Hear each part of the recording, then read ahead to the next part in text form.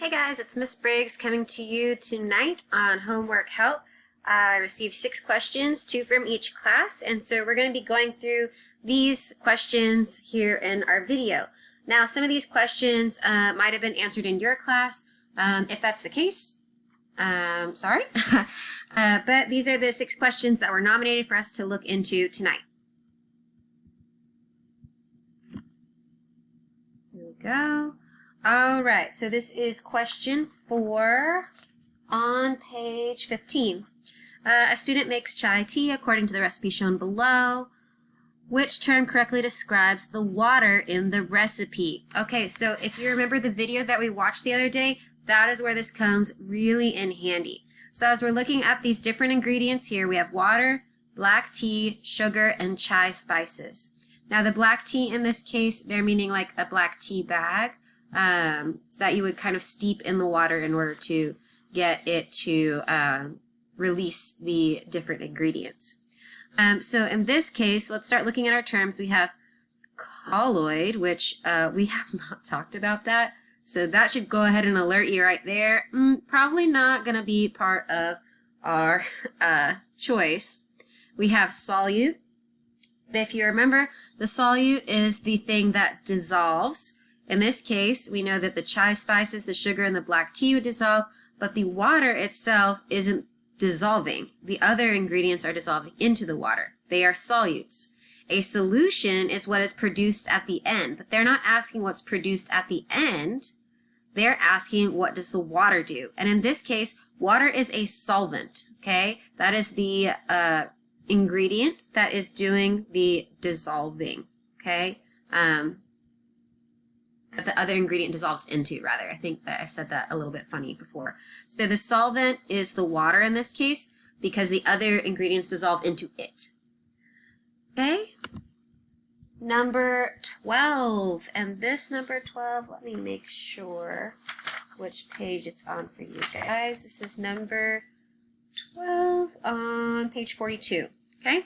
In science class, students combine materials to create solutions. In one experiment, students add 250 milliliters hot water to 25 milliliters sugar and record the time it takes the sugar to dissolve. Then they add 250 milliliters room temperature of water to 25 milliliters of sugar and record the time it takes it to dissolve. What is the variable in this experiment? Very important word, variable. Okay? So the word variable means the thing that changes.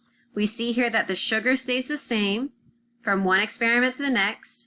Okay, we also see that the amount of water stays the same, that volume's the same, but the difference is hot water and room temperature water. Okay, so the amount of sugar hasn't changed, the amount of water used hasn't changed, the temperature of the water is different, and the time of the day the students are performing the experiment. Now, it doesn't give us information on this piece, so that's why we can't truly say that this would be part of our answer. Plus, when we do experiments in our classroom, we're not usually doing one experiment at the beginning and the other one at the end. We do them at the same time, okay? Or one right after the other. That doesn't really have an effect. So the temperature of the water in this case is our variable. Next one is number 9, and this one is on page 41. Based on the information in the table, which substances could be sugar?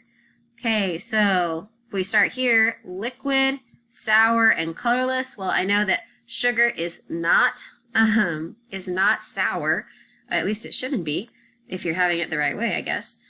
So that would not work right away. It is soluble, but the sour part right here makes me know that it's not sugar. We know sugar tastes sweet. Okay, solid, white, grainy, and soluble. This could be sugar because I know all those 3 characteristics are true properties of sugar. Solid, grainy, and mineral, but not soluble. I know that sugar is soluble. It is not insoluble. Therefore, number 2, I can go ahead and rule out. So let's look at number 1, solid, sweet, and grainy. It is soluble. Okay, so again, this could be sugar because I know sugar is sweet. I know it is a solid, I know it has a grainy texture, and it is soluble. So our correct answer in this one is going to be C. It would be really helpful if you wrote out some of the characteristics of sugar on the side of a question like this.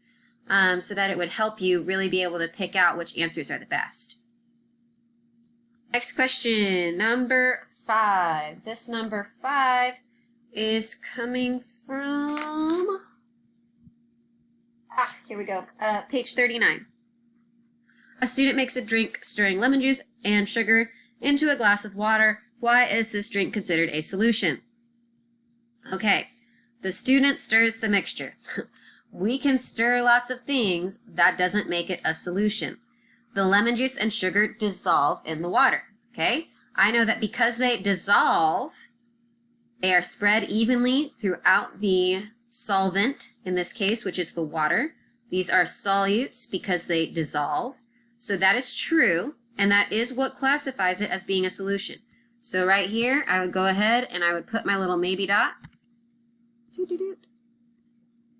The water changes color. That is not necessarily what makes it a solution. What makes it a solution, again, is that dissolve piece right there. And then A, the lemon juice and sugar change the taste of the water. That's not necessarily what we're going for. Again, when we're talking about a solution, it's not about changing the taste of something, it's about the dissolving. Okay, let's go to our next question. This one is number 1 on page 39. Which statement about solutions is correct? All solutions contain more than 2 substances. Not necessarily, because more than 2 means I can't just have 2.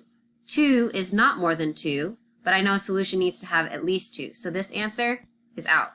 A solution can only be created from liquids. Not necessarily so, okay? Which y'all are going to be learning more about that a little bit later on. So just that one, we're going to disregard that for right now. All mixtures are solutions. False. Trail mix is not a solution. I can get rid of that one. All solutions are mixtures. That is true because it's a combination of 2 or more ingredients, but the solution is different in that the ingredients dissolve into a solvent. Okay? Let's check out our last question, I believe. Yep, this is the last one. It is number 6, and it is on page, let's see, what page is that? Page 15. Before class, a teacher measured 1 liter of water into each of 2 containers. The teacher added 50 grams of sugar into one of the containers and stirred until the sugar completely dissolved. During class, the teacher challenges the students to determine which container has only water and which container has sugar water solution. Which of the following tests would work? Placing a magnet beside each container. Well, sugar is not magnetic. Water is not magnetic. That would not help me. Examining each liquid with a magnifying glass. The problem is when it's completely dissolved, I cannot see the particles because when it dissolves, the sugar becomes clear and dissolved throughout and spread evenly. So I can't examine it that way. Determining the density of each liquid. Now, because there is sugar in one of the cups of water, the containers of water, that does change the density. So that could be a way that I test it. Shaking the container vigorously.